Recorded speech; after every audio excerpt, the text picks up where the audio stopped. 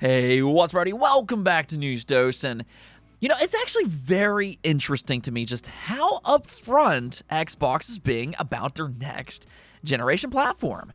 Now, I think some of this comes from the fact that there's been a lot of speculation about if they're even going to make another console, but they absolutely are.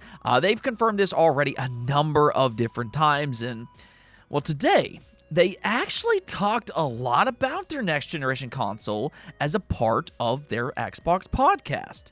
And one thing that they said was especially interesting, because I think this genuinely could make their next platform a lot more interesting, to the point that it could maybe even attract a brand new audience. So stick around and we're going to talk about that, as well as a new Nintendo Direct that was just confirmed today. First, though, I do want to thank my supporters on Patreon and on YouTube memberships. Thank you just so much for what you do, and you will receive this video through early access. Let's go and get right into things, though, starting off with an unfortunate cancellation, but there is a bit of a silver lining to this. Now, I'll circle back to that here in just a moment, but I'm talking about what might have been a Rayman remake. Now, we do know for a fact that this was a Rayman game, but the remake part, maybe not, but this does come from a former Ubisoft employee's LinkedIn profile.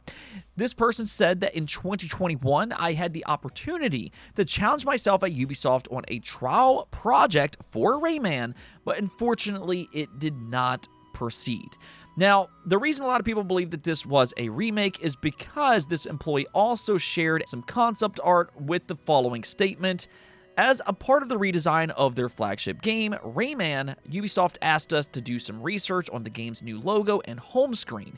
Rayman was the game that launched the studio, so they wanted to do everything that they could to make this new edition a success, hence the long research and meticulous progress. Now, just kind of based on his wording, it does kind of imply that it would have been a remake. But for whatever reason, Ubisoft decided to just not go through with it, and I can literally feel the hearts of Rayman fans right now just kind of break with that statement. But here's the silver lining for you. We know for a fact that Ubisoft greenlit a Rayman project last year. They already announced that, and they even put some of the Prince of Persia: The Lost Crown team on whatever that game will end up being. But there has actually already been various rumors that they are possibly exploring a potential remake. Now, if that's actually true, if the leaks prove to be true, the big question now is just kind of, which game are they going to remake? Are they going to remake the first game, which is a 2D platformer, or are they instead going to go with maybe Rayman 2, which is a 3D platformer? So there's still a lot of mystique for what the upcoming Rayman game actually is, but at the very least, I wanted to leave you all with some good news. Yes, there was a cancellation seemingly within Ubisoft for a previous Rayman remake, and that's very unfortunate to know, because there is another timeline where we could have potentially already gotten a Rayman remake if Ubisoft wouldn't have canceled it. But like I said, at the bare minimum here, they are working on something Rayman related, and it could actually interestingly still be a remake when all said and done.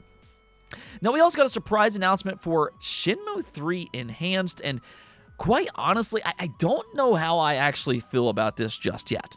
The thing is that they confirmed that it will have enhanced graphics, it's going to have 4K resolution, faster load times, better performance, and increased NPC count, additional gameplay tweaks, a classic camera mode, and even DLSS and FSR support. In fact, it's also going to come over to the Switch 2 alongside other platforms, which that's fantastic news, and that's the thing. All of this sounds great on paper. However, the issue with this announcement is that it doesn't really come along with an updated trailer that would bring in more excitement, because I don't really know if any of this will actually fix the game itself until I see it firsthand. Unfortunately, Shenmue 3 was released in such a poor state that I don't know if a simple enhancement can fix the gripes the fans previously had.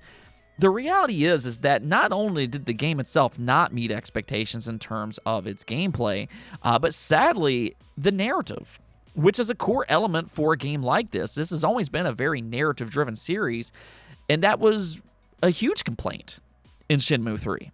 Not only did it not conclude the story, but a lot of people feel like it barely even moved the needle at all. So, no, I'm not necessarily convinced that they'll be able to fix that element with this enhanced edition.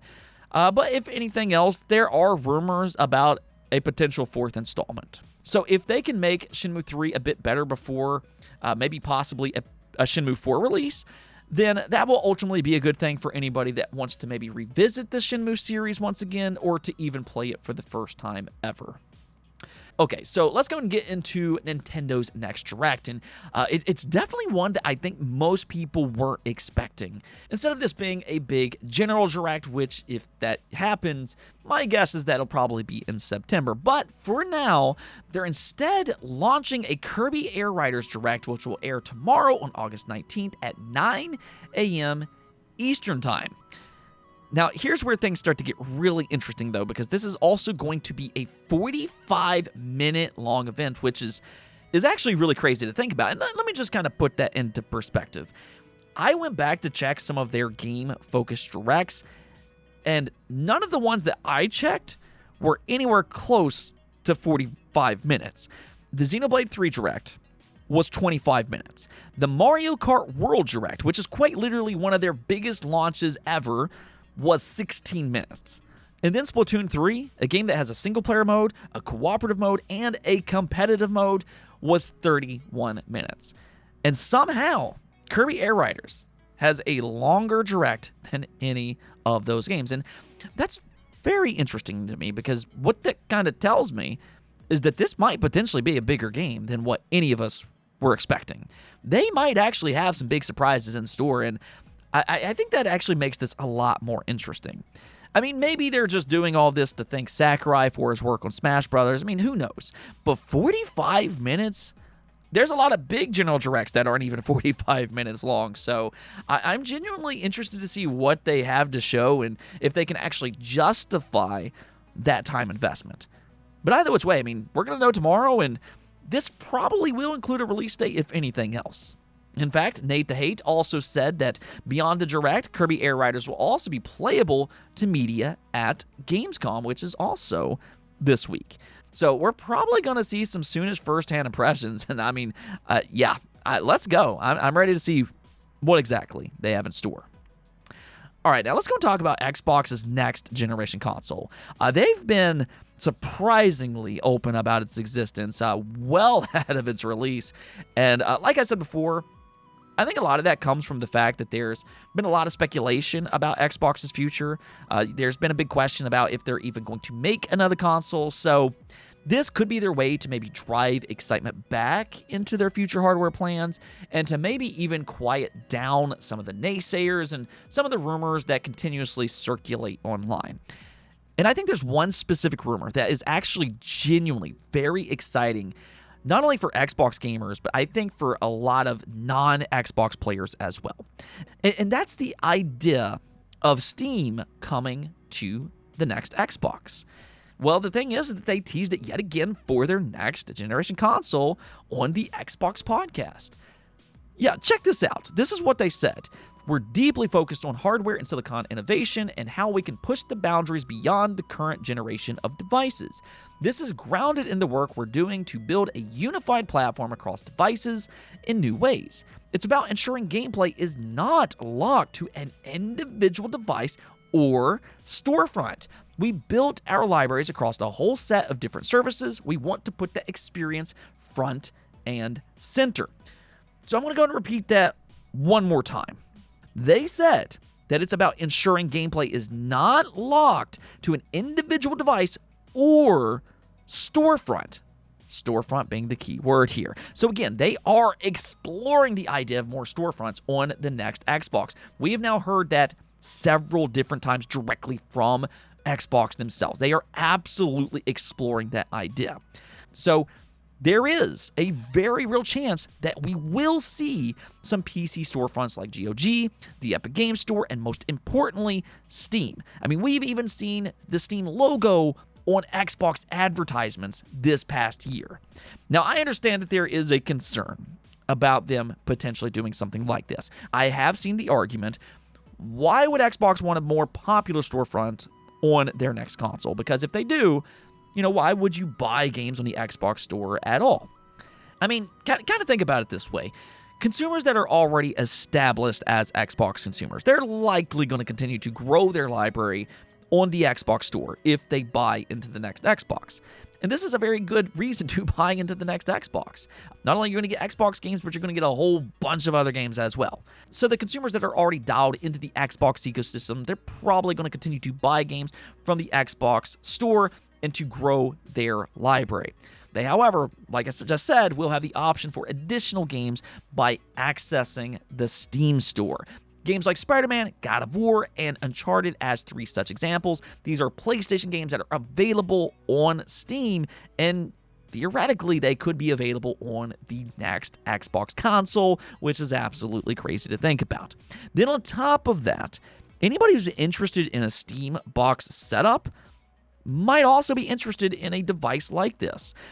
I myself have a rather large Steam library, so I'd be interested in a console that can tie my libraries together. And let's just say somebody buys the next Xbox for Steam specifically. Well, you can do that, but when you boot into this console, you're going to be introduced to the Xbox ecosystem, which includes their storefront, their games, and also Xbox Game Pass. So they could potentially sell those things to fans that otherwise may not have bought into the console without something like Steam. So I think this is actually a very enticing idea for a multitude of reasons. It's going to be a great option for not only Xbox fans to continue their Xbox library, but it's also going to be a great way to play PC games, like your Steam library. So theoretically, this could actually end up being the most compatible console on the market when all said and done. It's going to be able to play Xbox games. It's going to be able to play Steam games. It's going to be able to play PlayStation games that are on Steam. It's going to be able to play Epic Game Store games, possibly GOG games, and the list just goes on and on and on. This is going to be an extremely compatible console that you can simply plug into your TV and play. So I do think this is a very interesting idea, but let me know what you all think about this. Do you think this is a good or bad idea? And also, would you buy into something like this if it were to actually happen? Anyways, though, that's going to be for this episode, but until next time, make sure to subscribe, ring that bell, and peace out.